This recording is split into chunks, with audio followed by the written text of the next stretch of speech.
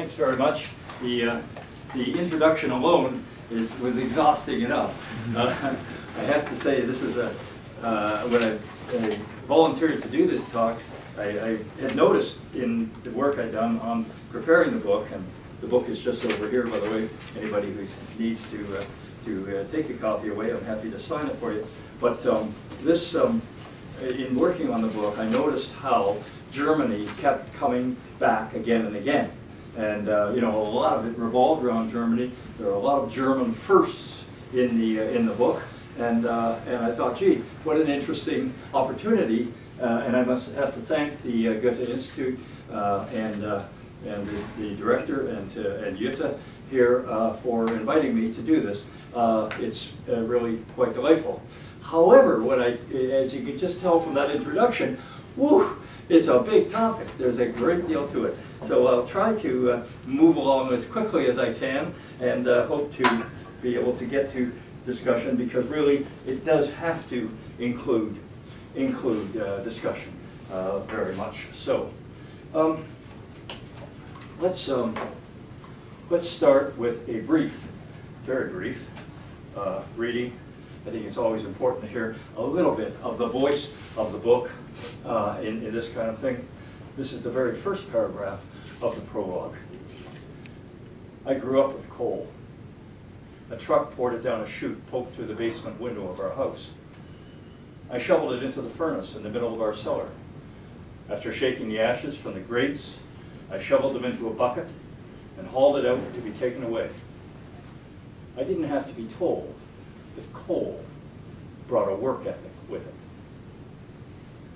Now, as I look around the audience, I can see that a few of you probably also grew up with coal.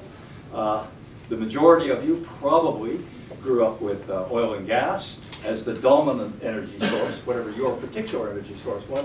Probably oil and gas was dominant for many of you. Some of the younger people are now, of course, in the period when we have renewable energy coming in as the transitional source of energy that is now very, very much the topic of discussion. And as you said, the energy debate, which is really, I submit, a conflict of cultures. So we're talking about energy, but we're also talking about culture, and we're talking about it specifically in Germany.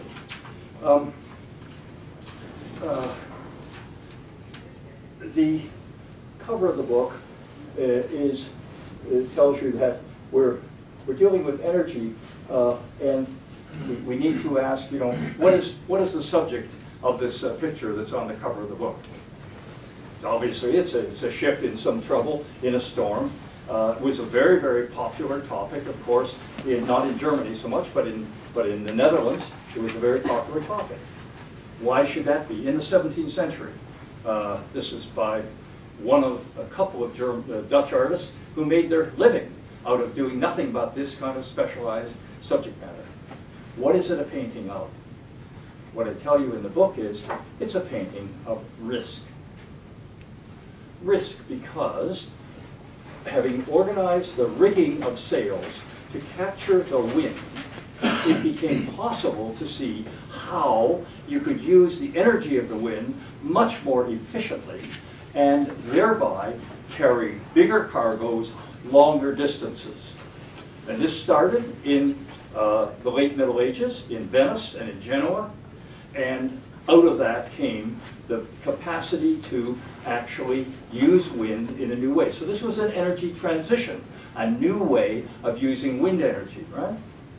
And of course it grew bigger and better as they got more skilled at it, and of course by the time of the 17th century we have the ships able to go around the world. And these ships are carrying extremely valuable cargoes. Spices, of course, were the main cargo, but slaves were also a very important cargo, and they made a lot of money out of that. And out of that came huge profits, but also huge risks because of storms like this. Your whole fortune could be vested in these vessels, which sometimes took a year or more to come back. When your ship comes in, you're going to be wealthy. But if it doesn't come in because it goes down in a storm, of course you lose everything. What's the solution? The solution was to share the risk. The Italians started it. They had ways of selling different shares in their values in Venice and Genoa and so on. But the British and the Dutch really perfected it. They perfected the selling of shares through joint stock companies, which were invented for just this purpose. And out of those joint stock companies came the invention of the stock exchange. So the whole structure of the investment culture, the culture of investment as we know it today, comes out of wind, energy, right? The reorganization of sales. So that starts to get you interested in the fact that whenever there's an energy transition, there's a new culture that comes with it. And what's most surprising is, what is the culture that came with that wind energy? Yes, a culture of investment, surely. But let us suppose, as you mentioned, I'm co-president with my wife of Lord Cultural Resources. Supposing I ask you to invest in Lord Cultural Resources, and I make that pitch to each one of you individually, right? Well, you're going to be thinking, is that a good way to spend however much money we're talking about here? You know, is that really what I want to do with my savings or with my investment funds and so on? It is a personal decision. It's an individual decision. The culture of investment is, paradoxically, a culture of individualism. We think it's corporate, but in fact, it is basically a culture of individual decision-making. So what do you know? In Italy, when they first started with these ships, and they started these trips, you start getting a much greater interest in the value of the individual. Artists start painting self-portraits, and they start painting portraits of other leading figures, right? By the time we get, of course, to the Netherlands, we have people like Rembrandt and Vermeer who see the individual as their subject matter, right? And we have writers, of course, in the whole of the 17th century, beginning with the invention of the novel by Cervantes in Spain. We then have, of course, we have Shakespeare with the great stories of fantastically interesting individuals, and so on. We have the whole growth of the culture of individualism. So we'll come to that in a minute or two in Germany, right? But the interesting thing is the individualism comes from the investment culture comes from wind. So that, in a nutshell, is the kind of thing we're driving at as the thesis of this of the book. Basically, to put the thesis in the most abstract terms, all life depends on energy. Duh. I mean, I think we all know that. Yeah? That means all human life depends on energy, and all human culture, which is essential to human life, it depends on energy. Yeah? So, each of our cultures is dependent on the energy sources that make them possible. Make them possible. That is to say, you can't have the culture without the energy source. It doesn't exist. It's not a question that the artist reflects something. It's that you don't have the artist, you don't have the culture, unless you have the energy source that makes it possible. Let's talk about it anthropologically, put the same thesis anthropologically, and think about it. Homo sapiens is the only species that has to reach beyond our own inherent kinetic energy and our sexual reproduction energy, which we share with all the animal species. All animals, we are the same with that. We have a certain amount of energy. Yeah? We have to count on our sexual reproduction energy to make sure that we're reproducing our species. And all animals are alike in that. But we are the one species that is not content with that energy that we get, of course, ultimately from the sun. We get it by eating. Our digestion transforms the stored energy from food sources, from animals or plants. We transform it into energy we can use. Sure, that happens in us the same as it happens in any other animal. But we're the one species that thinks we have to go beyond that to an external energy source. And why do we have to go to an external energy source? So that we can have a culture. Why do we want a culture? Because we are the species that has chosen to have babies born helpless for several years. They have to learn. And we don't count on instinct, we count on learning. And learning can only happen within a community. And so we had to have a culture of a community. And so our earliest energy source is the mastery of fire. This is the earliest musical instrument in the world, 42,000 years ago, from the Hohlefels cave in Germany. And it is of course, the radius of a vulture bird, actually, that has been made into a flute, which can still be played. Yeah? 42,000 years ago. And you think of people gathering around the fire. Around the fire. The fire is the energy source that makes it possible. What I call the culture of the hearth in the book, but you could more generally call it simply the culture of community. The culture that makes us uniquely human. So this is very basic. This is the prehistoric human, Homo sapiens, reaching out beyond the energy sources that we share with all the other animal kingdom to get that other energy source. What distinguishes Homo sapiens is not the use of tools. There are other animals that use tools. It isn't grouping together. Other animals run in packs and so on. What is really distinctive about us is that we reach for another energy source.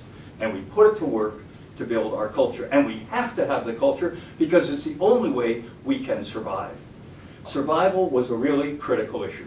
This is, of course, the famous Venus of Willendorf. Willendorf is in Austria, I know, before you tell me. But nevertheless, it's associated, of course, with German culture for many, many years. It's a well-known image. But, of course, it's just one of many. Many of these sculptures that were traded all around Europe. We find them in many different places. And they all have similar characteristics. Women with big breasts, big buttocks, big thighs, big bellies, because you can be sure that they can give birth and they can take care of the children, and you have a good chance with them of the survival of the species. Think about the level of maternal mortality. We still have actually 500,000 women a year die every year right now. Not because they're sick, but because they're giving birth in situations that due to poverty or due to cultural conditions don't support them or give them very bad advice, and as a result they die in childbirth. In prehistoric times, the rate of maternal mortality would have been horrendous. This, of course, is one of the answers to find women. They call this the Venus of Willendorf, which is, of course, a bit of a misnomer, but not really, because indeed, this was beauty. The beauty of being able to be sure that the species was going to survive. And that was touch and go for the strange species that we are. This is, by the way, about 30,000 years ago, so it's about 12 or 15,000 years younger than the flute. But still, of course, dealing with that very early era. Now, as I say, the culture of the hearth brought us the culture of the master of fire brought us the culture of the hearth. Here we have, again, could have been passed around the fire, no question, but it also it gives us another source of energy. The book, of course, points out that there are natural sources of energy, which we're quite familiar with, you know, coal, oil, gas, and indeed the mastery of fire itself. These are all natural properties, but there's also social sources of energy. Social sources of energy are the ways we organize things in order to be able to make our energy more efficient. And the oldest of these, of course, is cooperation. Now, cooperation, most of the sort of anthropology books, they're always talking about cooperation among men for hunting. As a hunter, we are pathetic. There's no way, as an individual, we're not strong enough, we're not fast enough, we don't have the right teeth, we don't have the right claws. There's no way we can compete with the real predators out there. We're in fact much more prey than we are hunters if we go out by ourselves. But if a group of us cooperate, then we are in fact the most feared species of all. the most efficient, the most effective hunters. So cooperation was enormously powerful, no question, among men who went hunting. Why did they go hunting? To bring the meat home. Why did they bring the meat home? Because the women needed it due to the loss of iron in their blood, which comes with this peculiar thing of not an estrous cycle, such as the other animals had, that is to say, coming into heat, but rather women who were not subject to an estrous cycle, but were always available for reproductive activity, for sexual activity.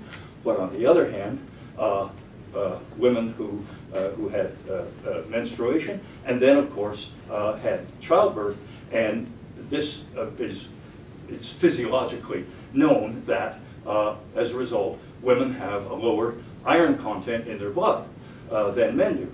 And nevertheless, to try to keep women's iron content up as high as possible is really important for the survival of the species.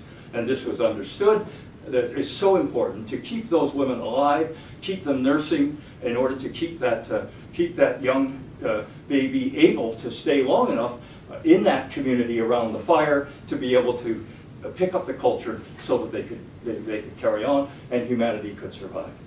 So the culture of cooperation, the energy source of cooperation, is extremely important. What culture does it bring with it?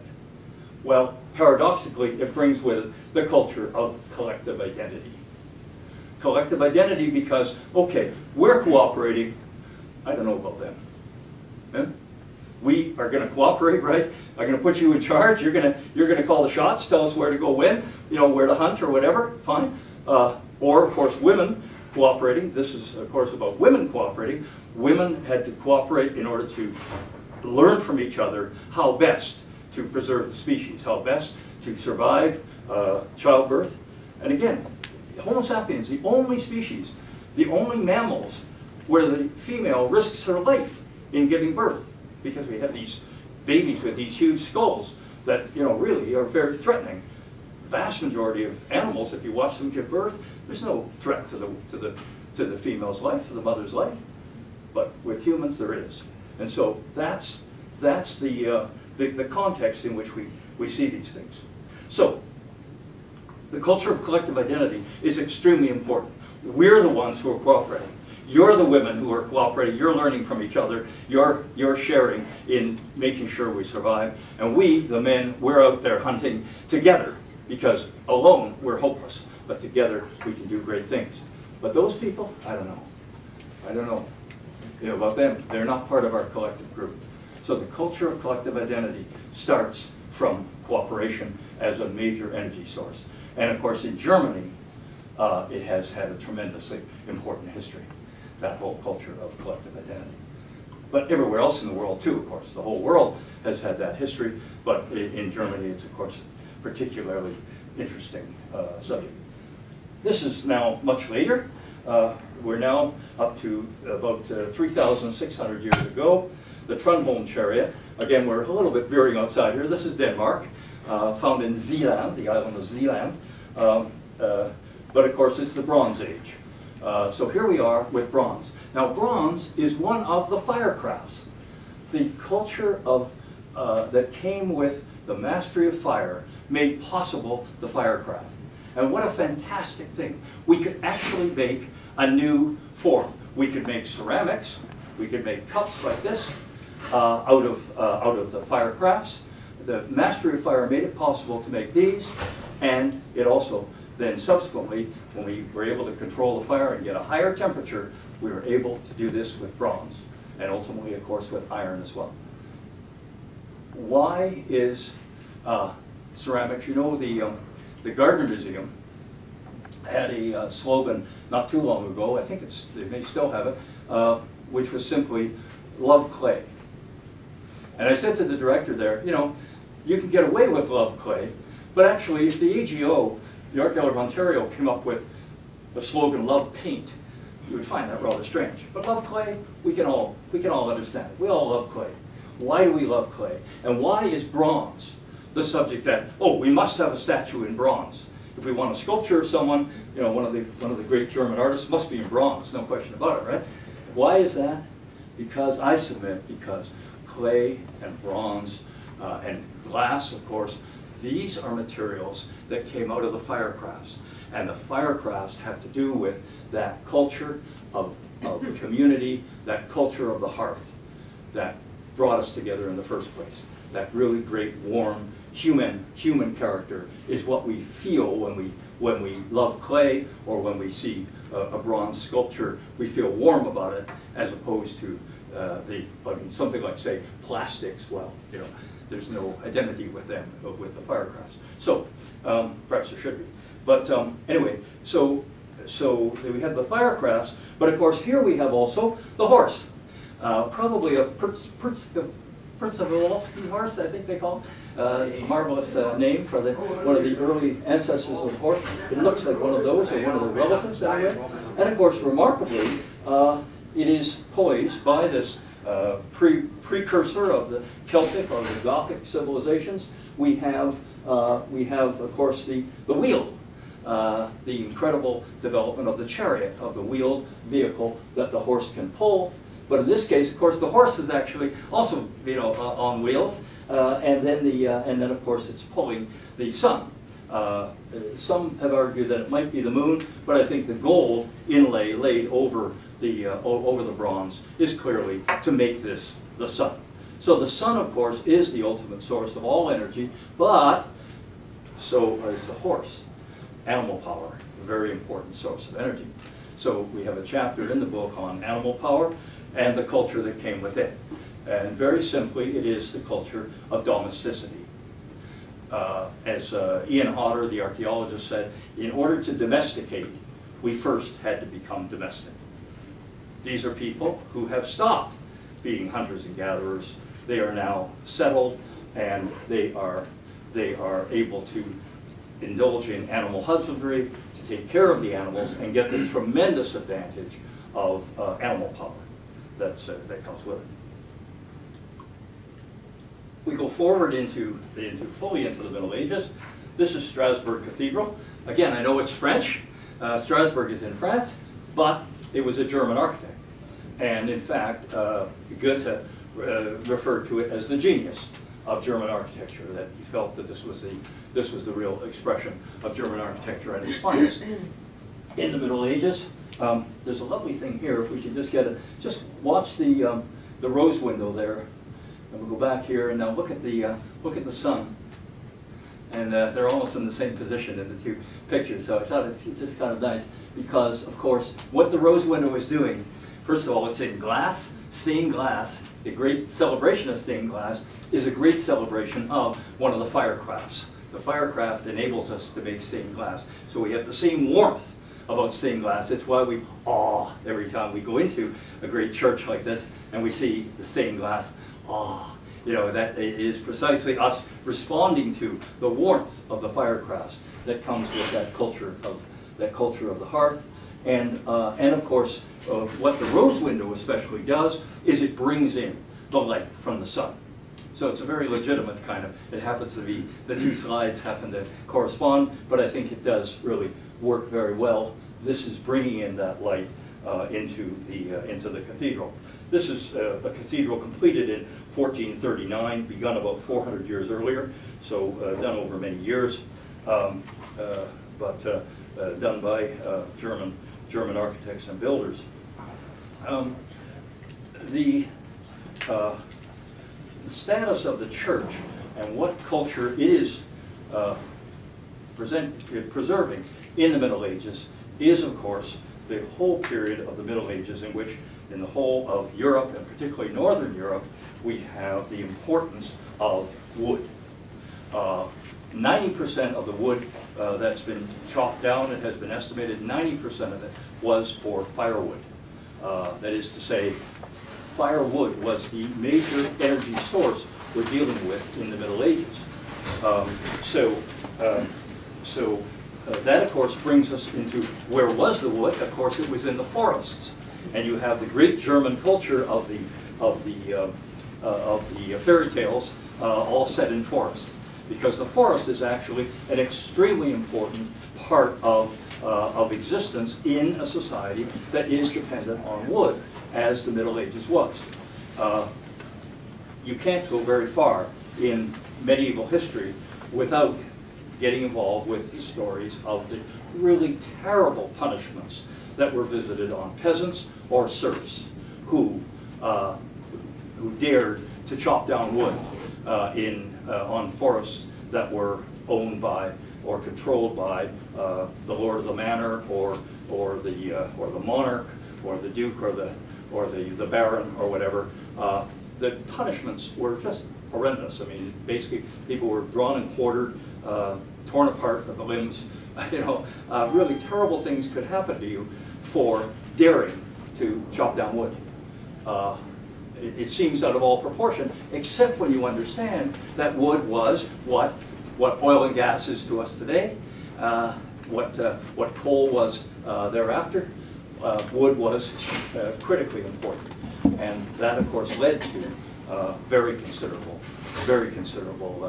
issues further on as we get into the whole subject of deforestation, which is the world's first energy crisis.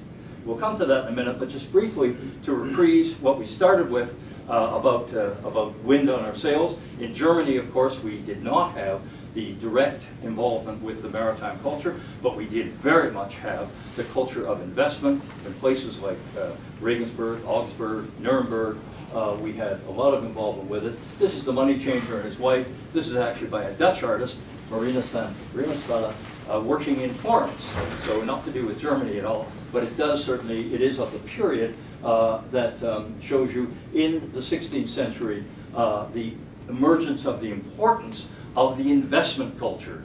All has to do with lending money and the whole controversial issue of usury, of course, which remains a controversial topic. Was still, you know, if you read Mein Kampf, you know, what Hitler was very excited about was precisely the idea of doing away with usury. And of course, it was a major topic for Luther, Martin Luther, who actually changed his position on usury with some assistance from some of the German princes that had a different opinion from his original opinion. But it's, of course, it's a major topic, and investment, of course, has everything to do with usury, with the possibility of making money on money that you invest for a particular topic. Now, as I said, the remarkable thing about the culture of investment is that it brings with it the culture of individualism, the interest in the individual.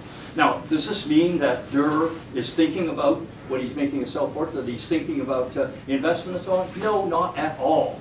I try to, you know, communicate that. People think, you know, wrongly that I'm somehow suggesting that, you know, Dürer was conscious of these things. No.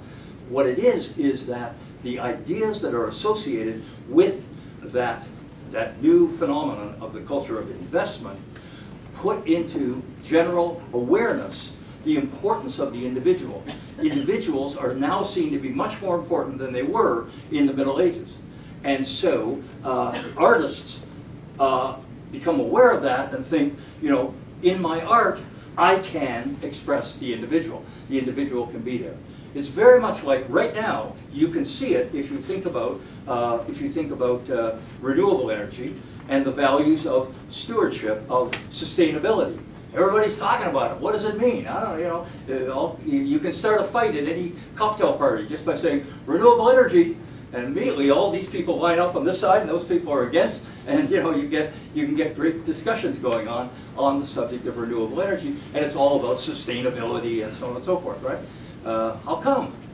Well, it's because when you have an energy transition, you have new ideas coming in with that, a culture that's coming in with that energy source, and that culture is becoming, it's incipient, it's new, it's not yet decided, but it's there, and so there's an awareness of it. So it's a brand new discovery for people like Dürer to make portraits of other individuals, and of course the artist of himself. And notice the delicious landscape in this great self-portrait. This is 1498, just the end of the 15th century, and we have, of course, the lookout on the landscape. The landscape, of course, has everything to do with what the prevailing energy source still was. The dominant energy source, certainly in Germany, still was wood, and therefore the forest, and therefore the landscape, you know, was really the critical critical focus of awareness at that time. Martin Luther, of course, is the theologian who brought the individual into theology with his doctrine of justification by faith alone, his emphasis on the individual religious consciousness. It's very, very much about individualism, and of course it had a tremendous impact, not only in Germany, but in the entire world.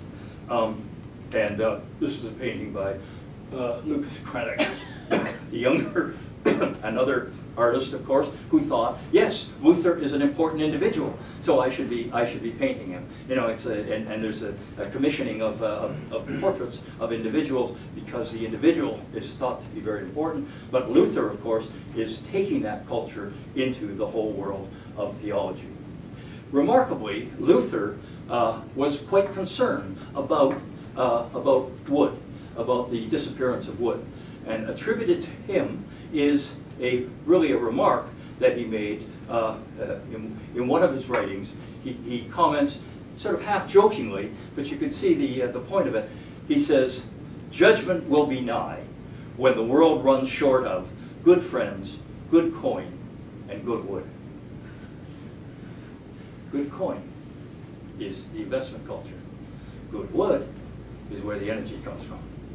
And he was very concerned. Elsewhere, he complains about the fact that so much wood is being used up in the early industries that are going on. Bach, of course, is the greatest artist to come from the Protestant Reformation. The oratorios that he composed, which are arguably his really greatest work, are, of course, really stories from the Bible or from the sermons of the day that were incredibly composed every week. He just ground them out, you know, and they're magnificent oratorios, but it was just that week's work for Johann Sebastian, and next week he'd do another one. But each one was a story. It was a story taken, a narrative.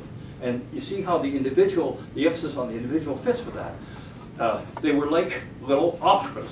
And of course, when we speak about the opera, that's of course in Italy, but the opera is invented in 1600. It's part of this whole new interest in the individual and in personal narrative. Shakespeare is a part of, and so on. It's all happening in the same time. And the opera is invented, and Bach finds a way to use the same kind of focus on individual narrative to take stories from the Bible and make them into these magnificent oratorios. The overall musical culture he's working in, of course, is the court culture, which was maintained really stronger in Germany even than in many other places because of all the individual principalities that Germany was then composed of. Each one of them had a very strong court culture, and those court cultures were based on wood. That was their energy source.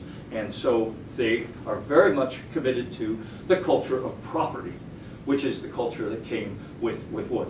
Why is it that when, you know, famously when the Dutch got to Manhattan, you know, there's this famous transaction where they actually bought Manhattan from the native people in Manhattan, and you know, the native people didn't understand that they were actually selling away Manhattan. They just thought it was a nice arrangement, and the Dutch could use stuff, but they didn't see it as a property thing, right? But the Dutch saw it as a property thing. Why was property such a basic, absolutely universal phenomenon? Because in the Middle Ages, we had had 1,000 years of reliance on property and the control of property as the basis for the wood culture, the control of the forests especially. So there's that is really hung on to till the end of the 18th century. But long before that, we really have a crisis. This is in the crisis of deforestation. This is 1718, about the time that Bach is composing those oratorios. And this is the Schwäbisch Hall. The Schwäbisch Hall is where in Germany? In the south. In the south. Yeah. Okay, good. And of course, this is a salt spring. So what's going on? They're building the buildings in which the salt will be boiled away. And here you see one of the places that the salt will be boiled away. Basically, they're boiling away the brine so that they have a salt product that is you know, a table salt that we need. And as we know, I mean, salt, like energy, is one of the really basic phenomena, the basic necessities of life. And Germany, like everywhere else, had to have significant salt works. So this is showing you the different stages of the work, all with wood. And look at this huge pile of wood here, and then here you have, these are all the ends of more wood that is going to be used because they need that much wood. They need a huge quantity of wood. They're mostly changing the wood into charcoal. Charcoaling is actually, it's an ancient thing. It came from the ancient world, but it only became important in the Middle Ages. And one interesting thing to be aware of there is that all these things were much more important in Western Europe, north of the Mediterranean, for the simple reason that these countries did not use slavery on a significant scale, on a large scale. They had no problem with the morality of slavery. They were making lots of money, most of these countries, out of the slave trade all around the world. So they had no problem with that, huge amounts of money. In fact, you could argue that the development of industry in Britain, at least, and in other parts of Europe, was largely financed by the super profits made from the slave trade. So they had no problem with slavery. The book identifies slavery as an energy source. I think it's a very important discovery in the book to understand that's what slavery is. It's a source of energy. Like cooperation, it's a social source of energy. It's a way of organizing our work so that we get a lot of things done. It's so successful that in those societies where slavery was effective, it simply stopped any further interest in developing energy sources. You didn't need to because you could always get more slaves, either conquer another country or enslave other people in one way or the other, reduce people to slavery. Slavery is still with us, of course, in many parts of the world. It has not disappeared, but slavery was an extremely important energy source. Why not in Germany and France and England and the Netherlands and Spain and Portugal, especially when quite a few of these countries were making very good profits out of the slave trade? Why not? Why didn't they use it? Remember, the British were actually developing plantations in Ireland at the same time as they were developing plantations in Virginia. In Virginia and the other parts of the American South, they brought in slaves, African slaves, but not in Ireland. In Ireland, they brought the Scots over there, and they didn't enslave them, of course. They were indentured labor, but they were not slaves. And they came from Scotland, and that's why you have the Scots-Irish today in Ulster and Northern Ireland. Yeah, why not? Very simple reason. When you look at it as an energy source, it's very simple. It isn't efficient to have slaves in a country that has a long winter. You have to keep them. Not only do you have to feed them, but you have to keep them warm. And keeping them warm would have made the crisis of deforestation all the worse. And this deforestation was most extremely felt in Germany. Why? Because a lot of Germany, some of it, of course, is on the Rhine or the Danube, and could therefore get wood from other sources further away. But for much of Germany, it was basically landlocked. You had principalities that were landlocked, and they had to reach for the forests that were available to them were basically the ones that were in that principality. And trying to go to the next principality, well, they had the same problem. They had deforestation too. So it became a very serious problem, particularly in Germany, also to a large extent in France, in much of France, but especially among the Germans.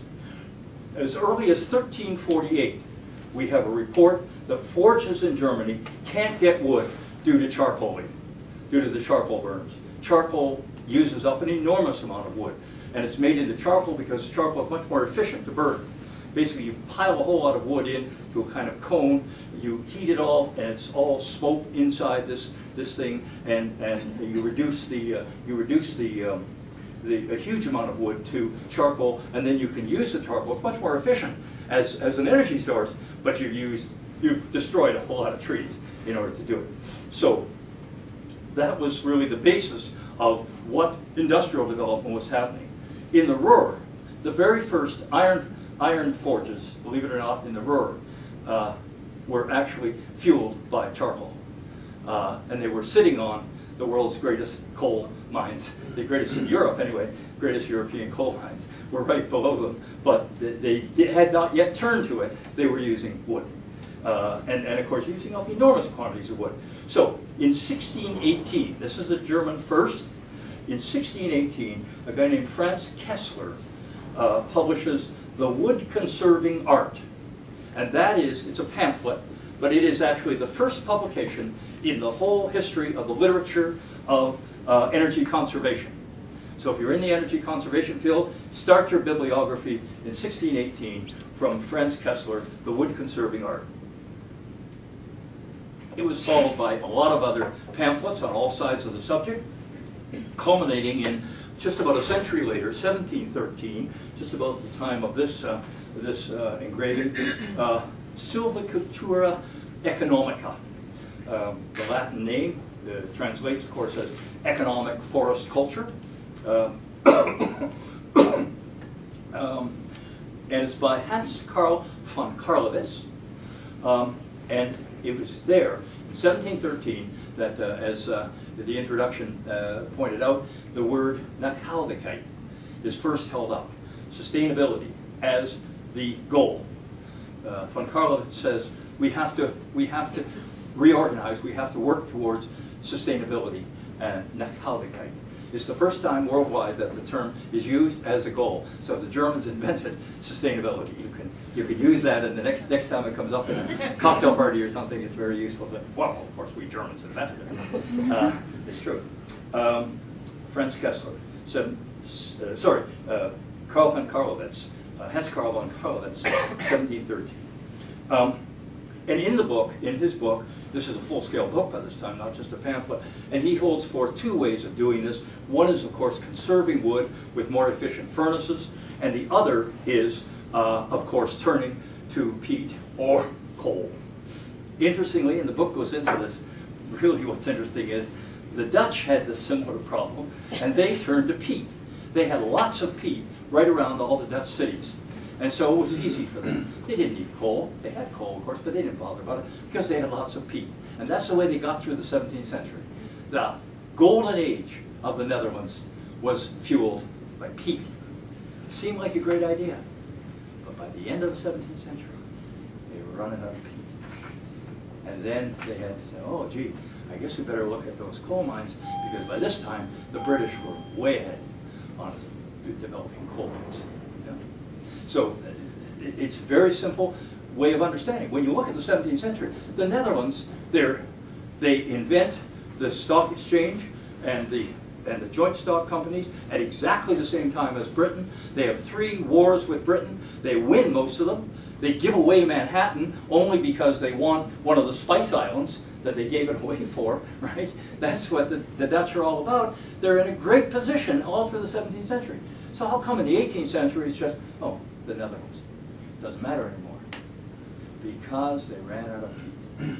And they had to dig around and try to get going on coal and try to catch up. But by that time, the British were just miles ahead. Now, as I say, the Germans started in the Ruhr on wood, but they soon learned. They certainly learned from the British. And in fact, Karl von Carlowitz does point to the British examples and say, look, they're doing it, we need to do it, and we need to do it fast. And of course, as soon as they started looking, they found that Germany had fantastic resources of coal. But still, in 1763, the Frankfurt City Council is distributing wood to the poor because it's so rare and so hard for them to get. And in the 1780s, we have several reports from Berlin of families spending more on firewood than on bread. And this is considered to be a scandal that's being reported on there in the 1780s. Of course, by that time, you have wood riots in France, which are part of the build-up to La Revolution in 1789 in France. And of course, a different effect in Germany, but for all of these countries, by the late 18th century, it's clear. The solution to deforestation is to go beyond what had been called sea coal. Those were the coal croppings out around the edges of the ocean, and to go to pit coal, to start digging deep. And that's what they did. And of course, Germany joined these countries that were all involved with rapid industrial development using this fantastic new property. Now, I think the thesis that I've been talking about, I think, is very well known and well accepted. Marx and Engels developed it, but so did many other writers. And I think the vast majority of academics would be fairly comfortable by the claim that coal and the Industrial Revolution changed our whole relationships. I'm talking about cultural values here that come with each one of these energy sources, because the energy is the only way the culture can exist. The culture can't exist without the energy source, right? But I'm not talking about big ideas about the cosmos, or I'm not talking only about those anyway. I'm talking about very basic ideas about who do you think you are? Who do I think I am? Who do we think we are? What is it to be a person? What is it to be a woman? What is it to be a man? Fundamental ideas are what come out of the culture. Because remember, the answer to that question, who do you think you are, can only be expressed as a cultural construct. You can't answer that question except by making an answer in relation to a culture, right? And that culture is dependent on the energy source. So, who do you think you are? It's really basic stuff. With coal and the Industrial Revolution, what came was the redefinition of people. You weren't defined anymore by being peasants or serfs, which meant you worked on the land, but be careful where you chop wood, or that you were landowners, nobles and monarchs and so on. No. With coal and the Industrial Revolution, who you are is defined in relation to the production process. So famously, you're either a member of the proletariat, or you're a capitalist, or you're somewhere in the middle. Petty bourgeois, as Marx called them, but in any event, you're somewhere in the middle trying to decide which of those groups you're going to serve. But there's no question that the whole notion of who we are is significantly changed, impacted by coal and the Industrial Revolution. I think that's pretty generally agreed. Now for artists, of course, that's pretty much a drag. It's not very positive. If you see yourself as an artist, to see yourself merely defined in relation to the production process. By the 20th century, we have some sophisticated artists who actually do begin to see themselves in that way, industrial designers, but certainly the initial response of artists was really to turn away from it, to distinguish themselves, to say, okay, the rest of you guys, maybe that's what you are, but me, I'm an artist, and that, of course, is the seed of Romanticism. This is a life mask of Beethoven, not a death mask. Many people think it's a death mask, but it wasn't. It was actually a life mask made in 1812 from Beethoven, incredibly. And of course what it shows is, already in 1812, while he's still alive, he is being so romanticized, he himself sees himself so romantically that it's appropriate to make a life mask of this man, this composer, right? It's an incredibly different version of who the artist is, totally different from anything that somebody like Dürer would have thought of. That coal culture brings with it discipline, because the coal culture depends on, and the reason why you have to have a proletariat is you have to have large numbers of men, and in the very beginning women and children too, but then eventually just men. You have to organize them, get them down underground, and you have to actually be producing with the discipline of those men. And the best kind of discipline is self-discipline. So one of the things that comes along in the 19th century in pursuing the culture of self-discipline is, of course, the universal compulsory public education, which we owe to coal and the culture of production that came with it. The incredible idea, which was merely an Enlightenment dream of universal public education, became law in most of the industrial countries in the 19th century, coming out of the tremendous concern with self-discipline, including homework, by the way. Well, yeah, but homework is precisely to teach self-discipline, right? The best kind of discipline.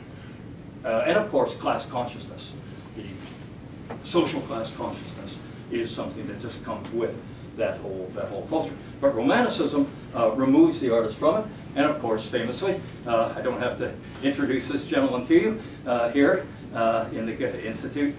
This is our man, and this Tischbein painting of him, 1787, of course, associates that romantic image of the artist with, and in fact, German identity, the German cultural identity, being associated with the classical ruins.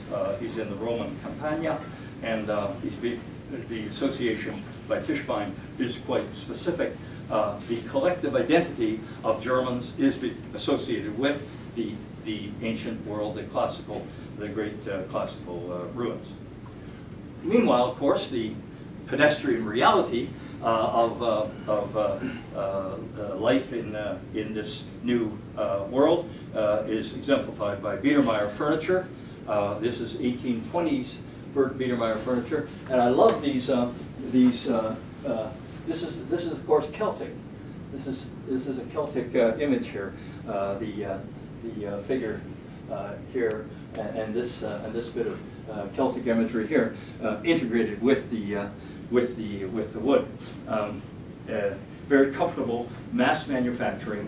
Just one product to remind us that, of course, the great accomplishment of coal and the Industrial Revolution was to provide an enormous range of mass manufactured products for a vast number of people who could never before have afforded anything like that. So a tremendously positive impact on life in that period. Now, we come to the beginnings of some considerable anxiety about all this. Going beyond Romanticism, the real anxiety about the identification of the individual with the production process. This is Nietzsche, of course, Friedrich Wilhelm Nietzsche. In the 1870s and 80s, we have him writing about the transvaluation of values. That's what I'm talking about. That's what was being visited upon us. I mean, really, historically, if you read the book, you'll see that all of each energy transition has brought a different culture with it, a different sense of who we are. And it started with the Master of Fire, and it's been going on for all the entire existence of Homo sapiens. But the speed of it, we're talking usually about millennia. Then we're talking about hundreds of years. Now we're talking about some very much faster changes.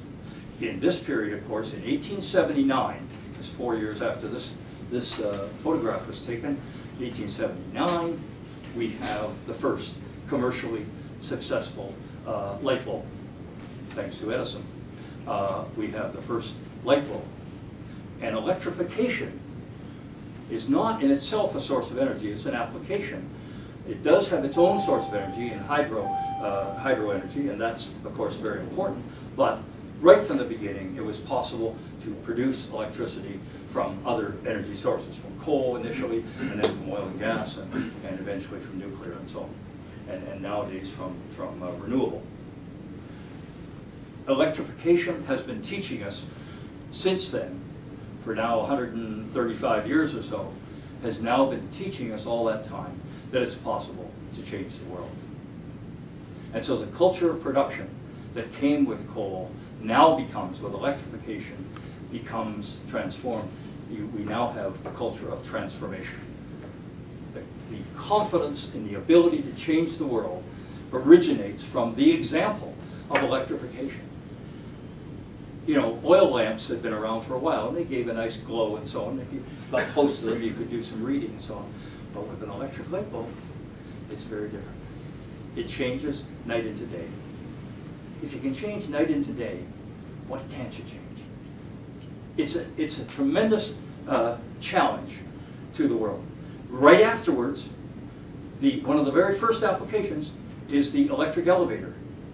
10 years after the first light bulb, 1889, The Eiffel Tower goes up to demonstrate that we can live in the sky.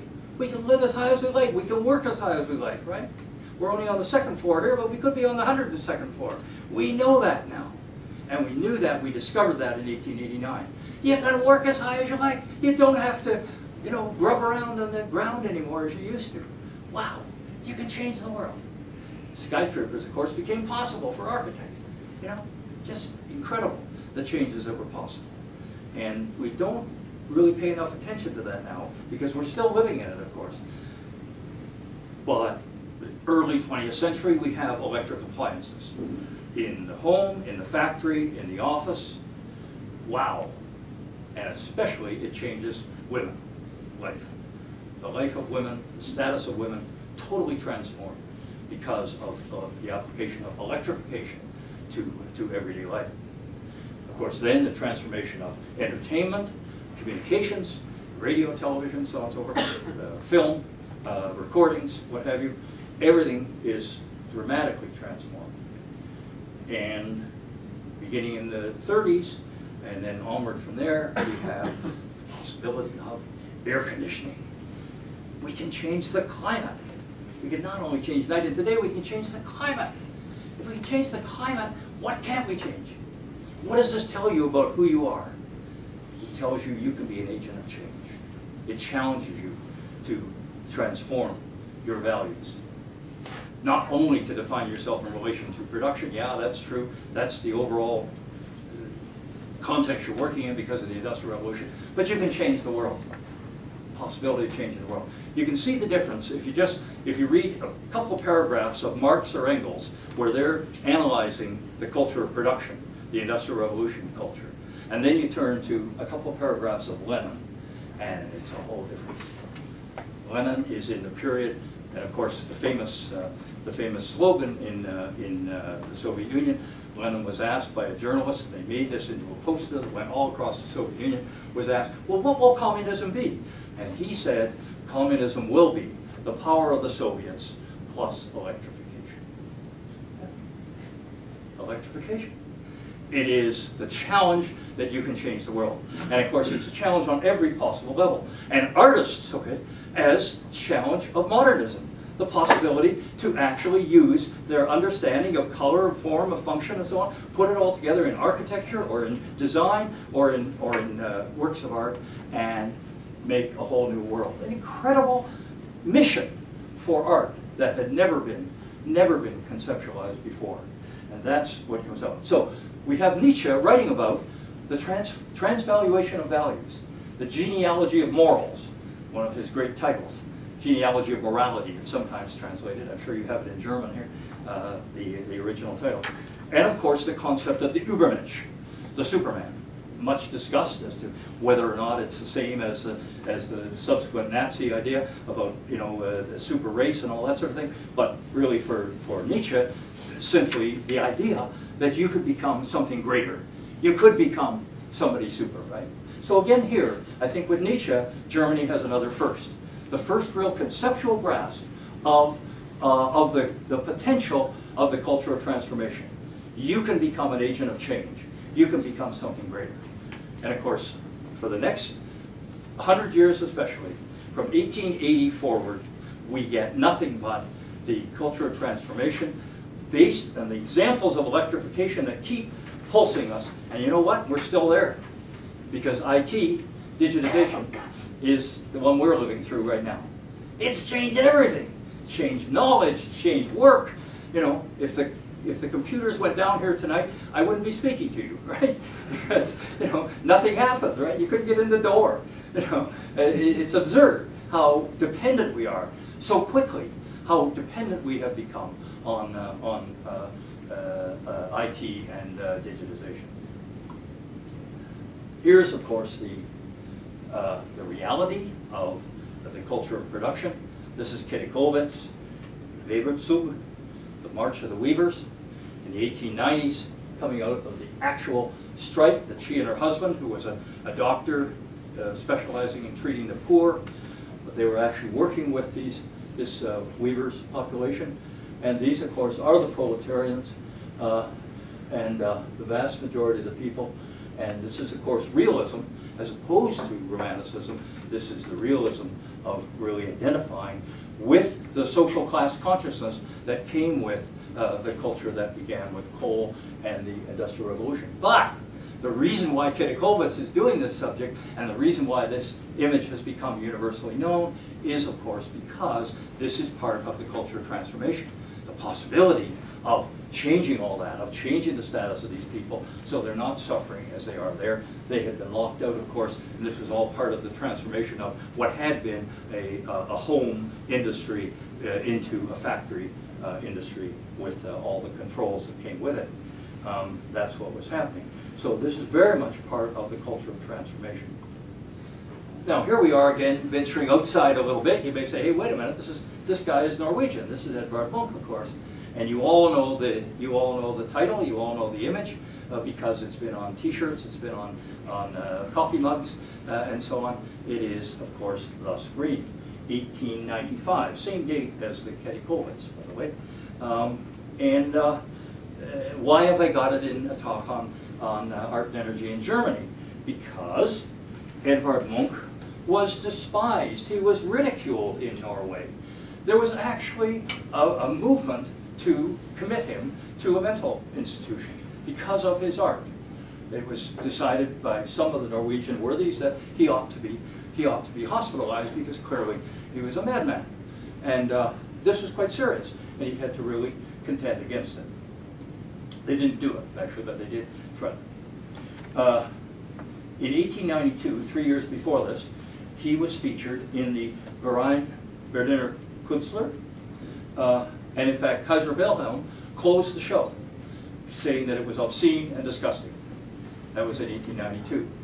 But within the next couple of years, he was very much taken up by Berlin patronage, and he made it in Berlin.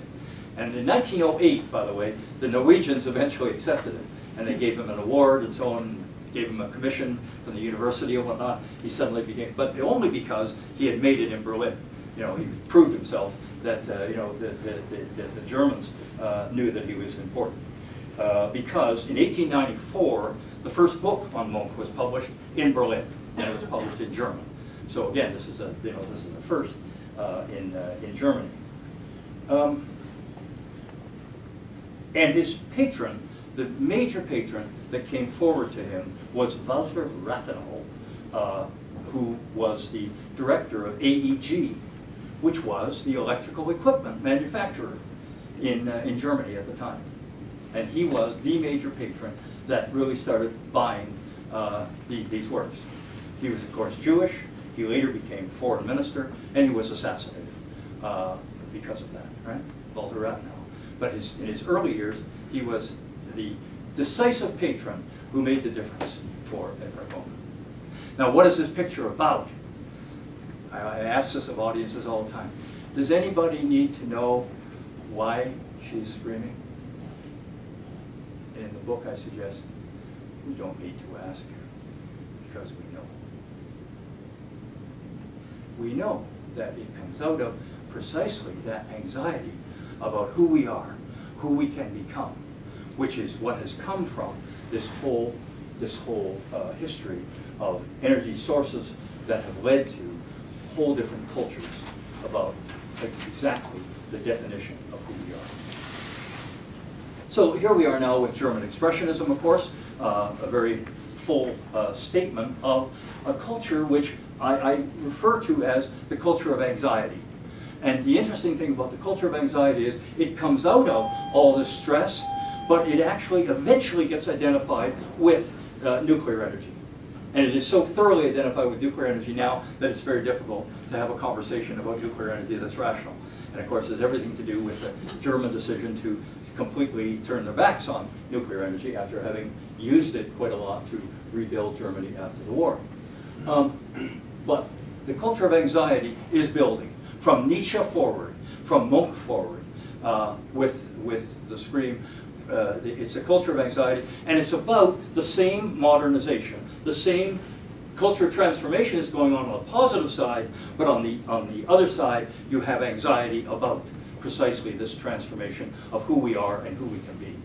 And I think there's no question that in Germany, those two things are so tightly bound up one with the other, and that contradiction, you know, prevails all the way through this this period.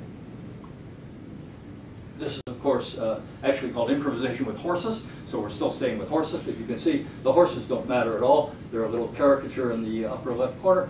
The real subject here is, this is Kandinsky. Again, I know he's not German, but he did this in Germany. He discovered abstract expressionism in Germany. And what this is about is, of course, discovering that what art is really about for him is the color, the mass, the texture, the light, the composition. All of that is a language which can communicate in and for itself. In other words, you can build a new world with it. The possibility of building a new world, international modernism is being born in the visual arts here. This is 1911, the same date as the Franz Marc, 1911, and this is the invention of abstract expressionism and non-objective painting by Kandinsky in Germany, working, of course, very closely with German associates, including his mistress of the time, who went on to become an important artist in her own right. But Kandinsky, of course, also became a master in the Bauhaus. The Bauhaus, again, I mean, what a tremendous German accomplishment.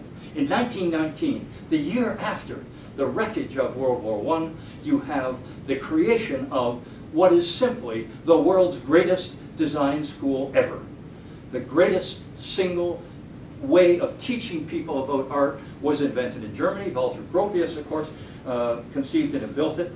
In the book, I describe how Gail and I spent a night at the Bauhaus Dessau. We were favored there. We did a tiny bit of work for them, and in exchange, they gave us a night in one of the master's bedrooms in Dessau, and it was just magnificent to actually wake up in the morning and see Gropius's building all around you.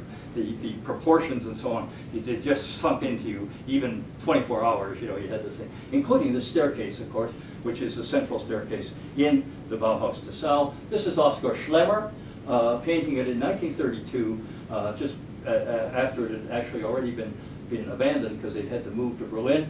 But of course, he shows the students going up.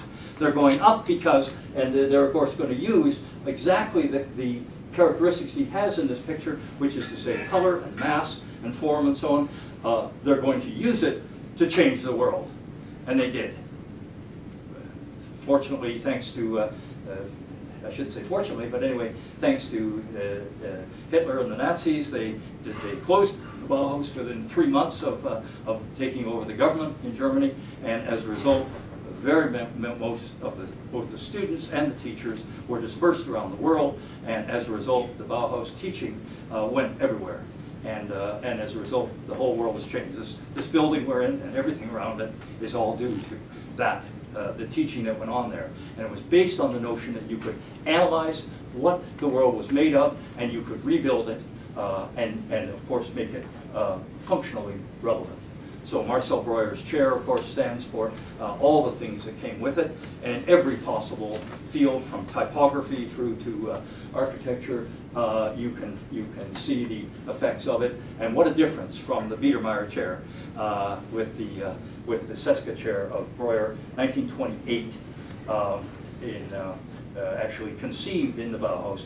Form follows function, fidelity to materials. Here it's steel, wood, and cane. And this is international modernism, which was, of course, exported to the world. But remember, with Germany, it's always tied up. Of course, the Bauhaus was destroyed. Many of the Jewish teachers and students were, of course, killed subsequently. And Oskar Schlemmer, by the way, starved to death in 1943, simply due to the war. He simply died of starvation in his 50s. So you have, of course, this reality also. This is Otto Dix trying, I've saved World War I until now, trying in his war triptych, not very successfully, I think, but nevertheless, trying to express the horror of what the coal culture, the Industrial Revolution, had been able to produce by way of warfare. An incredible change in warfare. The ability to destroy people on a much, much greater scale than ever. And this is the ultimate result of the culture of production in the very industrial, by the very industrial countries where it had been. But we are coming, of course, now into the period where the culture of transformation was now really having this enormous conflict. Germany had the largest communist party in the world outside of the Soviet Union. It also, of course, gave birth to National Socialism, and of course, particularly the culture of collective identity, which started, remember, with cooperation, had, of course, taken over very, very strongly the culture of collective identity, of the German national identity, and the exclusion of the Jewish people from that. This is a painting by Felix Nussbaum. How many people here are familiar with Nussbaum's work? Well, a few, 4 or 5. Good, okay. Better than nothing. I submit, I really believe that 100 years from now, 200 years from now, somebody sets out to do an exhibition of 20th century art. They got to have Picasso, they got to have Matisse, and they got to have Nussbaum. I really think he's that important, right? People say, oh, great Jewish artist. Oh, great artist of the Holocaust. Yeah, that's true. But actually, simply, great artist. Stop there. You know? What happened with Nussbaum was he was a star of the Neue Sachlichkeit, the new objectivity, and you can see a certain amount of that in this picture, the new objectivity that was a reaction against expressionism, a realism that set in the years just before the Nazi takeover. And then in '32, he won the Prix de Rome, and went. The German government paid for him to go to Rome, and he was there at the time of the takeover. He was, of course, as soon as they discovered that they had a Jew down there, they threw him out of the program in Rome, but he was able to stay in Italy for some time, eventually then coming to France, and then later to Berlin, to Belgium rather, to Belgium, where he was able to hide out for quite some years and kept painting. This is 1943, and is one of the last of a long series of self-portraits. He learned from Ensor the use of masks, and so he had quite a culture of using masks in his self-portraits, sometimes covering his face entirely. But now, of course, he does not need any mask because his face is just so powerfully evocative of the terror that he feels. You notice in the upper left corner the room that seems to be have more light in it, and that's, of course, he was hiding out in precisely a room like that. He was hiding in a room of that kind, and then otherwise he's cornered, of course, in this against the wall, and he's having to show his Jewish identity card, which he actually didn't have, because remember, he was in Italy at the time, and he actually had managed to escape all that.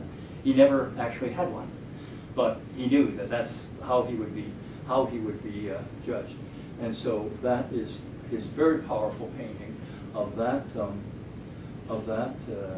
time. This is just 1 year later, 1944, and here you see really the result of the culture of transformation. You know, there's a French philosopher who said, yes, you know, the 20th century was about the invention of the new man, but to invent the new man, we had to kill off the old man. And so the 20th century was necessarily a century of great violence. That's just to say that the culture of transformation was a culture of great violence. And so this is different from the Otto Dix painting. Otto Dix was a soldier in World War I, and he knew what he was talking about there. But this is, of course, what Nussbaum is actually experiencing in Belgium at the time, in Brussels. This is what he's seeing around him. And it's called, of course, The Dance of Death, and it has all the references to that historical theme in art. He was a great student of art history, of course, and it's painted a matter of a week or two before he was betrayed and taken to Auschwitz, where he was killed. But he was on the last train from Belgium to Auschwitz. Music for the Dance of Death. So what we have here is the apotheosis, if you like, of the culture of production and the culture of transformation come to its final result. Bertolt Brecht, another great German figure, and I've chosen this because this is 1956. It's actually the premiere of Mother Courage in London with Helene Weigel, his wife and partner, very much co-writer also of his work. She is playing Mother Courage in the title role, and this, of course, it was actually produced a matter of a couple weeks after Brecht's death. He had died just about 2 weeks before. The Berliner Ensemble from East Berlin, from the GDR, was set to open the show, and they went ahead with it, despite Brecht having died just a couple weeks before. And so I thought it was just very poetic. With this one, we're looking at his last painting 2 weeks before he died. This is 2 weeks after Brecht dies. Mother Courage, one of the great works, along with the other great plays of Brecht, which are anti-war, which are against the viciousness of the war, and in many ways very powerful statement which stays with us today.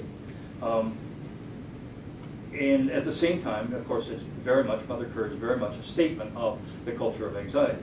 But also because it's 1956, happens to be the year in which the world's first nuclear power station opened, in 1956. And so that begins the whole association of nuclear power with the culture of anxiety. Wow, what a difference, 1964. Oh gee, all of a sudden everything's changed, everything's different, right? This is the chocolate painting, 1964 by Sigmar Polka. You know, it's, relax, eh? Relax. Because you know what? You're all just consumers. And you have the proof of it in your pocket or your purse. Credit card you're carrying was invented by whom? The gasoline engine industry. It was gas stations who first started producing these little cards as loyalty cards that you could use to make sure you kept buying the same kind of gas. And then other stores started imitating them, and of course the banks took it over, and we have universal credit. Coal brought us universal education. Oil and gas brought us universal credit. Fantastic revolution of the 20th century. Very much underestimated in terms of historians' understandings of what went on. And with that came, of course, again, as with all energy transitions, a new idea of who you are. And oil and gas said, for goodness sakes, will you please just relax? You're not an agent of transformation. Just cool it. And even your relationship with production, it doesn't matter very much. And forget about that social class consciousness. Just relax. After all, you're just a consumer. And you've got the credit card to prove it. Just like me, just like her, just like him. What's the diff? And that is precisely what Andy Warhol, of course, discovers, and the other pop artists in the States, and what Sigmar Polka is about here with this very cool painting of a chocolate bar. What else should painting be about? A chocolate painting. That was 64, this is 12 years later. And you can see how the culture of consumption, as I call it in the book, culture of consumption is what comes to us with oil and gas. And the culture of consumption, of course, really is, by this time in 76, is a received idea. Everybody knows about it. It's simply part of the air we breathe, and it's still here with us. Oil and gas are still the dominant sources of energy, and as a result, the culture of consumption is still our dominant culture. Right about now, 1967 in fact, Germany, of course, had a very serious problem that having murdered almost all of its Jewish population. It had murdered the vast majority of the patrons of contemporary art. And so, and of course they had also stolen and then sold abroad or destroyed a very great number of contemporary works of art. And of course, after the war, they've been trying to recover from that, trying to save the ones that they could, so on. Nussbaum's work, by the way, incredibly, was all wrapped up a matter of a couple of months before he died. He took all his pictures, wrapped them up, and gave them to his dentist. He actually had a dentist in Belgium to put in his basement. It was a wet basement, and the dentist kept them there for about 30 years. They were discovered by the Osnabrück Museum, and the Osnabrück Museum set out to conserve them. It took them about 25 years of their budget in Osnabrück to do this. Osnabrück, by the way, was also the home of Erich Maria Remarque, another great work of art coming out of these war periods, an anti-war novel. Both Nussbaum and Remarque came from Osnabrück. And incredibly, they not only saved Nussbaum's work, you now can see them all in the Nussbaum house in Osnabrück, but they actually built a museum. Daniel Libeskind designed the extension to their existing museum, a museum that had been taken over and made into an SS headquarters. They made it into the Nussbaum house, and they paid for it all with German money and German banks and so on. I met with the museum director who did all that in the early stages when he was still looking for money and he was concerned about where he was going to get the money to do all this. And I said, well, come on. I said, surely you only have to let the Jewish population of the world know, and they'll flood you with donations. And he said, Mr. Lord, we don't want to use a single penny of Jewish money. We owe it to the world to find money for this within Germany, within German people. We're gonna build this thing. And he was, of course, quite right. And I took back my suggestion and said, yeah, you're right. I realized that. Absolutely right. It has to be done that way. So, great accomplishment. But by this time, you see, and he did all that during the culture of consumption when everybody's telling him, look, just relax, you're nothing but a consumer. And people like Sigmar Polke and quite a few other German artists of the period are very much examples of that. But in order to get back into the contemporary art world, in Cologne, in 1967, they invented a new way of doing that, which was to organize an art fair. Nobody had done this yet. I mean, again, we take these things for granted. It was a new idea in 1967 to have an art fair, to invite galleries from all over the world to come to Cologne. And originally, it was just from around Germany, actually. But then the following year, they said, no, let's make it international. They started inviting galleries from all over to come to one place, and then all the people wanted to buy could come and see all the work by all the galleries in one place. Brilliant idea. How come it never happened before? Because it is part of the culture of consumption. That culture of consumption drove the necessity to do that, to find a way to consume art. But also, of course, it happened in Germany. This is a German first, again, another German first. It happened in Germany first because Germany was really concerned to try to get back into the acquisition of contemporary works of art because, of course, of what had happened, particularly with their destruction of the patronage, and particularly the Jewish patronage that had preceded. Now, that was 67. A couple of years later, in Basel, some other people decided to do the same thing on an international scale. That's the Basel Art Fair. That's the big international center now. And of course, we have art fairs all over the world, including the Toronto Fair here. It all started in Cologne, and then subsequently in Basel. That's the story of the culture of consumption. Okay. You heard Richter. I couldn't resist the Biedermeier series. This is 1988, because really, this is drawn from the culture of transformation. The Biedermeier gang thought that they could see a way to change the world, and of course, Richter made these paintings, this famous series. This is called Man Shot Down, and made this series about what happened to them with the involvement of the police and so on and so forth. This is now 1988.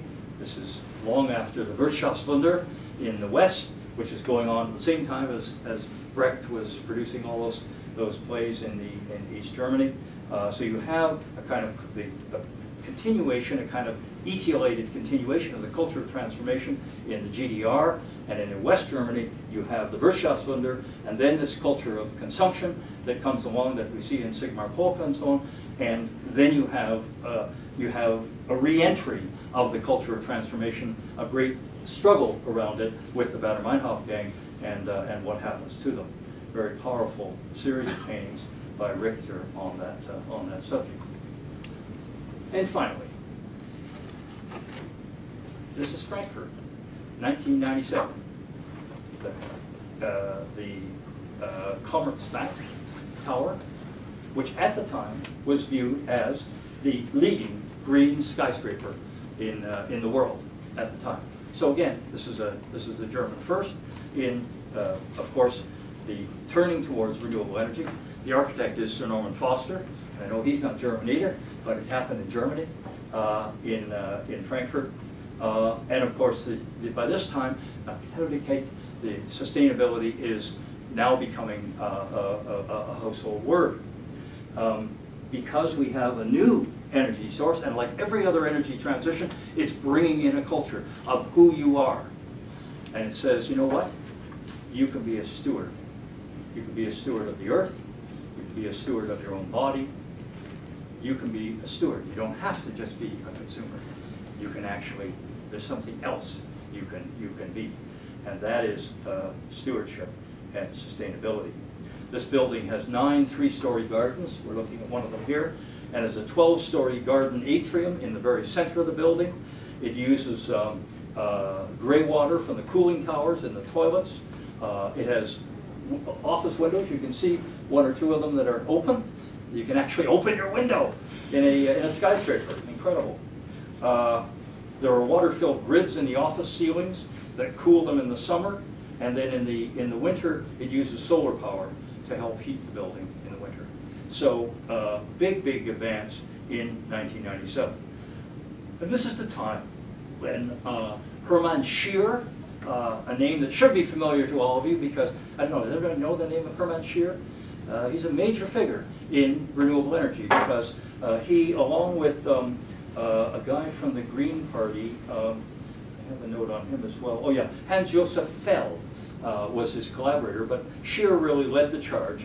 He wrote the first smart grid feed-in tariff, the idea of a two-way tariff, a two-way grid, that you could actually produce energy as well as consume it. That's the revolutionary thing about renewable energy. There are actually 2 revolutionary features. One is no fuel. You don't need fuel. There's no need for fuel. Nothing to consume. How about that for the culture of consumption? Get out of the way. We don't need to consume any fuel anymore because we can do it with solar and wind that doesn't depend on fuel. And secondly, you have the idea that every building, this building, your home, every building can be, every museum, every building can be a producer as well as a consumer of energy. Again, completely contradicting the culture of consumption, and for that matter, the culture of production as well. We're going to put them together, and that's made possible by the two-way grid.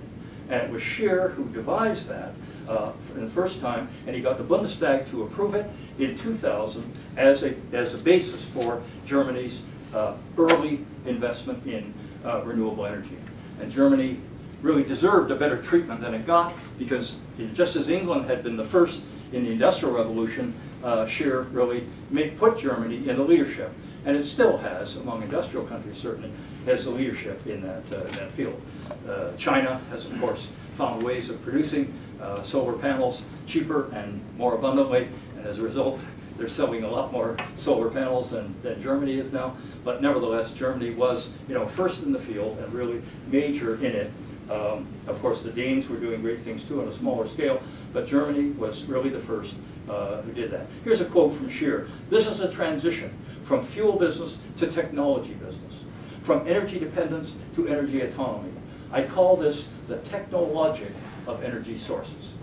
That's from Scheer. Brilliant observation. He's no longer with us. He died a few years ago, but made a great contribution to simply a German politician who saw the need for this.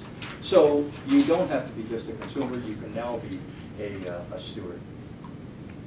What is the culture of stewardship that comes with nuclear energy?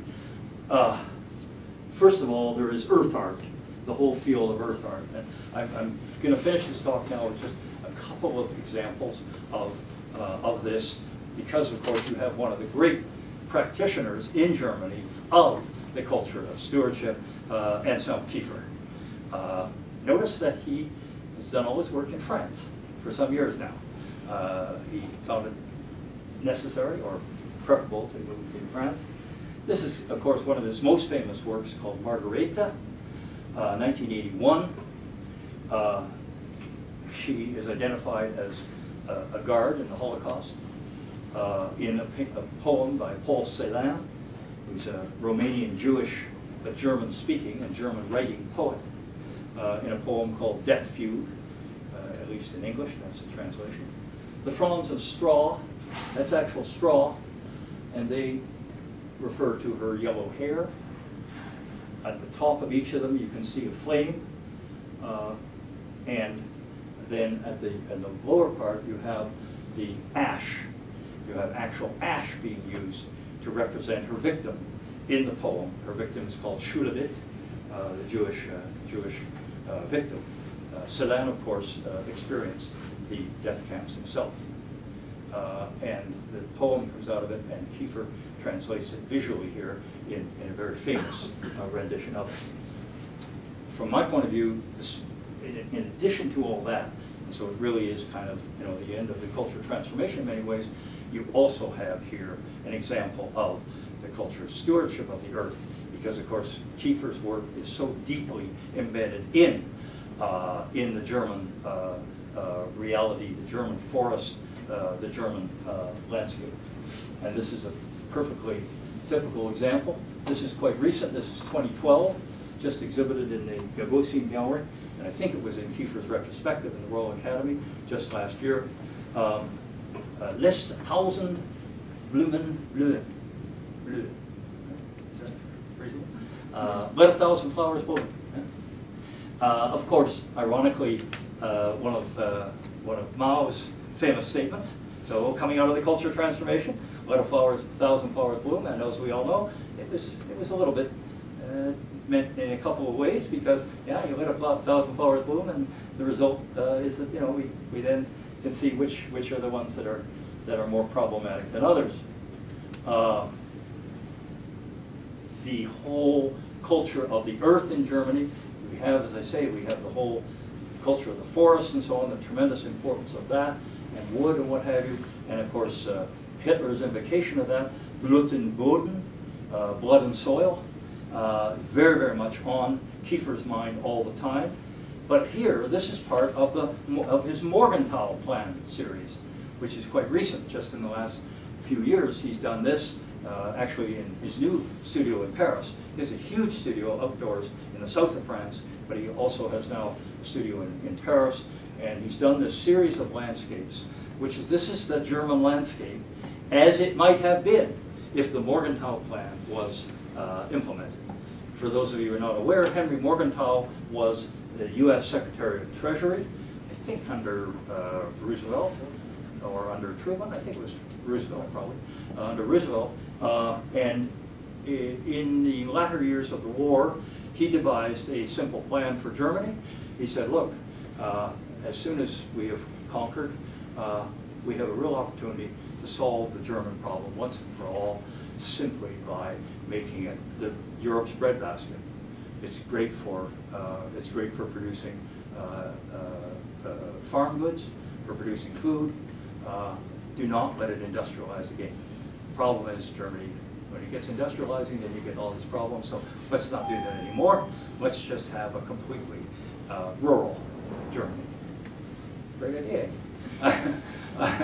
That was the Morgenthau Plan. And so, of course, Kiefer is using that in this Morgenthau plan series to evoke, you know, the Germany that you know, ironically, that might have been. And here he gives it this title borrowed from Mao, Let a Thousand Flowers Bloom, which is a further ironic play on the Morgenthau plan, which could have been expressed in precisely those terms. You know, let a thousand flowers bloom. Just don't try to industrialize anymore. Now, very powerful work. Kiefer's work is always full of meaning and relevance and so on and so forth. But what is consistent through it is a tremendous concern with the landscape and so on. And so I think it's early innings yet to know what the culture of stewardship is going to be. But surely Anselm Kiefer's work is going to be one of the real basic lessons of it. This is Wolfgang Tillmann's photograph, just to finish. Anders pulling a splinter from his foot, 2004 photograph, and of course with references to the famous Greek subject of precisely that, of the splinter in the foot. But I chose it just because I wanted to end with a reference to the fact that the culture of stewardship that's coming in with renewable energy is also about stewardship of the body, as well as stewardship of the earth. If you can't control the whole earth, at least you can be a steward of your own body. The fitness industry is the biggest example of that. It's all around us. I can remember a day when, you know, the only people who went to gyms were, you know, jocks and funny people, and all this enthusiasm about their physique, and who cared, you know, and nobody cared. And honestly, when I was younger, nobody cared. All of a sudden, everybody's caring about fitness and spending a lot of time in the gym. Stewardship of the body is one of the values that comes with renewable energy. Stewardship of the earth and stewardship of the body. So performance art is one of the new phenomena that's happening out of that. Artists thinking that their personal, their body, their personal presence can be their instrument of their art, their material, their medium. Yeah? Completely new idea. So what we have today is a situation with Energiewende. Energiewende, is that right? The rejection of nuclear. Despite the fact that nuclear is so important in rebuilding Germany, the rejection of it because the culture of anxiety became really focused in it.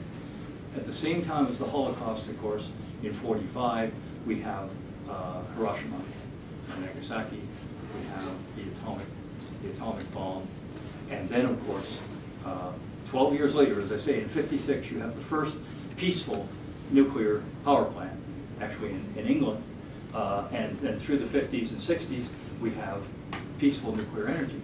It's the first energy source that came to us originally as a weapon of mass destruction. So it's really quite unique in that regard. And one of the interesting things is the culture brought with it is, of course, one of anxiety, because there's good reasons to have anxiety about disposal of the waste. That's one of the problems, and of course of meltdowns and so on. There are very good reasons, and we have the examples in Russia and in America. We've had examples of precisely that problem, and of course Fukushima, most recently, again proving there are very good reasons for anxiety. I actually have a very interesting section of the book on Japan, which is another whole story. If I go to the Japan Institute to do their story, that'll be another tough one, but very, very interesting. But as a result, the nuclear energy really becomes the focus of this whole stream of anxiety, which, as I say, originates from Nietzsche forward. It's always there. As you're being challenged to be a change agent, you've also got anxiety about that. And of course, you have the basic thing of saying you're defined by relationship to the production process, but now you can be a change agent if you adopt this ideology or that, and all the culture of collective identity that comes with that, whether it's national or religious or whatever, all these things, you know, are at play around it, and it all gets focused on the anxiety about nuclear. And so as a result, Germany, of course, is totally turned against it. another very interesting story in France. Again, I have a section in the book on France. That's another story. If I do the Alliance Française, I have to deal with that, because that's a very interesting story of why the French are positive about the culture of anxiety, because they are. They are, and it's really important to them in terms of their culture. And it starts with de Gaulle, his anxiety about la grandeur de la France and restoring France to its proper position. Actually, they're quite at home with the culture of anxiety. They're not happy with it, but they're and Germany, of course, was not, for precisely the reasons we've seen. I mean, with this profound experience of anxiety, if you want to call it that, of the of the wars, of the Nazi period and so on, of the Holocaust. You had this profound experience, and therefore an absolute repudiation of an energy source that is the focus of this culture of anxiety, right? So that's clear enough. The culture of consumption is still with us as dominant. Russia is providing 40% of Germany's gas right now. So that's definitely still there, and is part of the issue. Recently, there's been a return to coal, as in some places where the only way it seemed to get to a solution, if you couldn't have nuclear, was actually to go back to coal, which takes you back to the culture of production. And of course, Germans are always ready to respond to that call to discipline, self-discipline. There's no question. That's what the Wirtschaftswunder was built with. And it's always there. All the values that come with all of our cultures, beginning from the mastery of fire and the culture of the heart, all of those values are always there, as long as those energy sources are still accessible to us. I mean, the domestication that came with animal power, it's still there. Yeah. So everything is still there, and it's only a matter of how much of them we choose to access.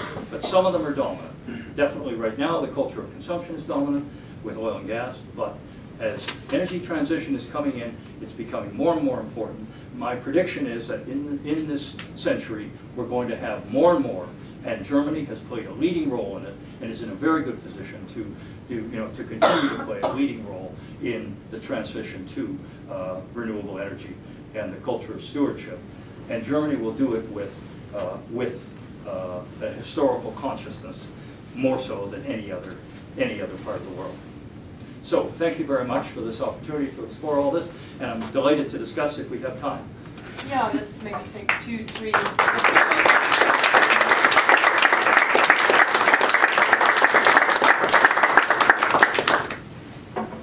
Sorry for running over. I see we'll have to run over someone. Yeah.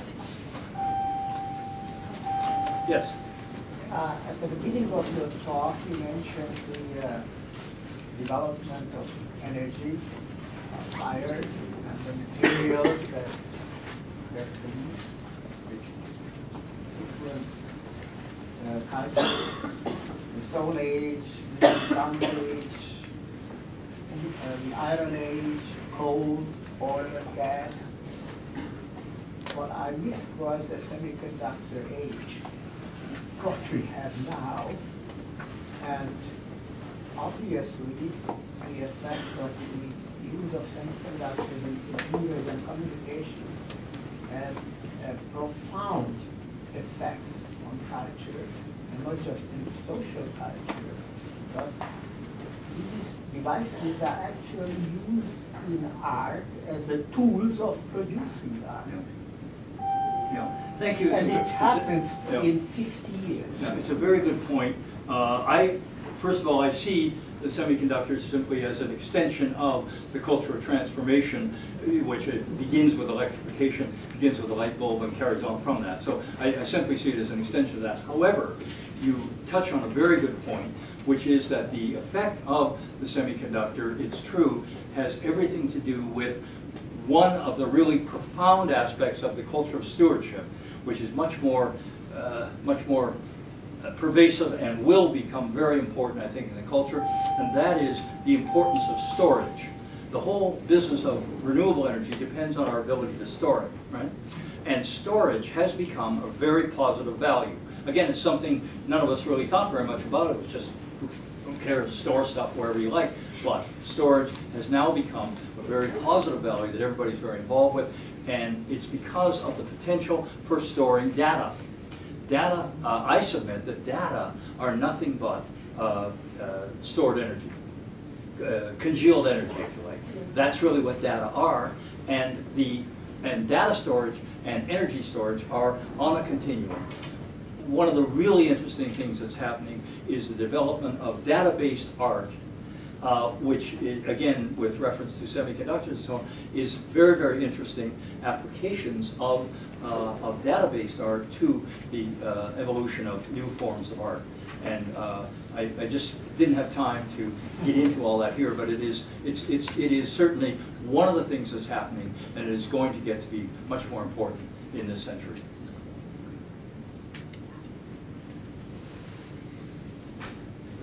I have a question. It's less about your thesis, but more about kind of intellectual history. During your presentation, I was often reminded of Harold Innis and Marshall McLuhan, and thank you. Ways of it's a compliment. ways of looking at culture,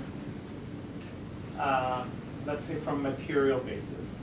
You know, in the case of Innis, from the realm of production. In the case of McLuhan, from the realm of technology. And I see a parallel in your approach to look at, let's say, the material conditions that produce, let's say, immaterial effects. You know, and so I guess my question to you is about that. Like, how do you place your intellectual approach to the subject matter within that trajectory, or other trajectories that? Well, thanks very much. In my my more vainglorious moments, I also think it has sort of the same kind of, really profundity of something like McLuhan. But aside from that, I think you're right that what this is finding the material base of cultural change. It really started from the gales of my interest in why does culture change at all? And we did a previous book called Artists, Patrons, and the Public, Why Culture Changes. Now this is How Culture Changes. So it's really looking at cultural change. Where does it come from? Why does culture change? How does it change? And I think the really significant thing is that you can talk about communications technology, transportation, whatever. There's all kinds of things that have changed, but they really are all superficial in relation to energy, because energy is a fulcrum. Energy is the basis without which none of those other industries happen at all. So it has a kind of basic character about it, and it is the fundamental perception that it really is without which we don't have the culture. The culture is rooted precisely in energy. So I do think that the book has that kind of importance. I hope many people will come forward and write better books and take it further. There's a great deal more to be said, and a lot of certainly perfecting of both the theory and the examples. But I do think it has a really basic character about it that's worth understanding. To me, I really see that it is essentially really where culture comes from. Without it, we don't have a culture, and it has always been that way. So. Anyway, anything else, Don? Yeah, I just wanted to make a comment, not so much a question, maybe just ask for your agreement or disagreement. This German word Wende is kind of an interesting one. I kind of loosely translated as a turning point. But Die Wende is most commonly referred to the fall of the Berlin Wall and the social changes, or the protests in Leipzig, or the last SED Party Congress in Berlin just beforehand. And your term Energiewende, or Energiewende, I think reminds me a little bit of the gates. All of the scandals of post-Watergates of all the gates. So now we're going to have all kinds of Wendes, I guess.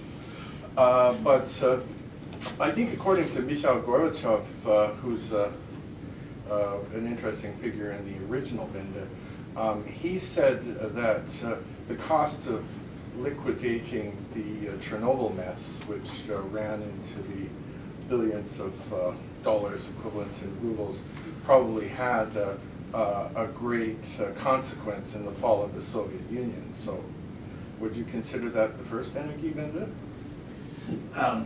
Yeah, well, it's again, doing this one about Russia for a Russian institute would be equally fascinating. One of the really significant things you have there, of course, is that with the communist countries, clearly you have the culture of transformation really taking hold. And in Russia especially, right up to the 50s, I would say, despite all the terrible experiences they had, you have very powerful identification with the culture of transformation. Right? In the early 60s, and I point this out in the book, we have a friend here in Toronto who was at Oxford in 1965, and he and some friends financed a trip to Russia. They wanted to go to Russia to visit, and they financed the trip by buying up a whole bunch of Levi jeans and taking them with them. And they said the key thing was to leave the label on. So because the Russian youth would only buy them if they had the label on. And of course they sold them for far more than they paid for them, and it financed their trip. They had no money, and they were able to enjoy the whole trip on the basis of the sales of these jeans. Well, that reminded me, of course, that it was in the early 60s that we first started to hear that. Right up till the end of the 50s, you didn't have that.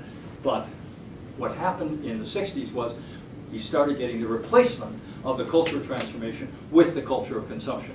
People seeing themselves as consumers, being passionately interested in jeans or rock and roll or whatever their particular enthusiasm was, right? How can that be happening in the early 60s? So then I turn to my energy history, and what do you know? I find that the year in which oil replaced coal as the major source, oil and gas, I should say, replaced coal as the major source of energy in the Soviet Union was 1964, a year before my friend made his trip. It's just incredible how spot on that sort of thing happens altogether. And that's, of course, at the same time when the culture of consumption is taking over generally. So to me, I would say, and then of course it becomes impossible to raise the kind of class consciousness that you had then, as it is today. For the left today in this country or in other parts of the world, you can't get the class consciousness that you had in the 30s or even in the 40s and 50s, because the culture of consumption has been telling people for 50 years, you know what, you're just a consumer. But let me end with a really dramatic example. So to me, that's the fundamental change in Russia that has happened. When Winston Churchill rallied the British against the Blitz, at the height of the Blitz, he made this famous speech saying, "I have nothing to offer but blood, sweat, and tears." Now that sounds like a very negative message, right? But everybody knows it was a famous speech. It was tremendously inspiring. The British responded with great enthusiasm to it because they were inside the culture of production, which is all about discipline. And this is a call to discipline. I have nothing to offer but blood, sweat, and tears, right? Churchill knew his audience. It was a great speech, tremendous success, right? Flash forward to 2001, September 11th. Does anybody remember what W had to say to the American people to try to rally them in those first couple of weeks when somebody said? Go shopping. Exactly. That is what he said. I heard the speech myself, and I remember being astounded at the time. He said, if you want to help America in this terrible moment, the best thing you can do is go shopping. Shop. But of course, the fact is, we're wrong to sneer at that, because of course, W, just like Churchill, knew his audience. He knew that for 50 years, since the 60s, since the early 60s, Americans had been told that their citizenship consisted in being consumers. That's really what it was to be a citizen, and they still are being told it. So, at a time of emergency like that, please be a better consumer. Okay? So it's really interesting to see that when you start seeing these things through an understanding of where the culture is coming from and how the different cultures are involved. And so that's why I say, the so-called energy debate is really, you know, a conflict of cultures. Why do you have, you know, a Republican senator who can't believe in climate change? Is it because he's examined the evidence and he finds it faulty? No. It's because the culture he's coming from is a culture that's rooted, in his case, very possibly back in the culture of production that came with coal, or in the culture of consumption that comes with oil and gas. In either case, he can't buy the culture of stewardship. Young people, of course, very different. So anyway, so that's thank you for the question. That's just an illustration of really what is going on around us and is going to continue to go on, especially in very interesting ways in Germany. Thank you.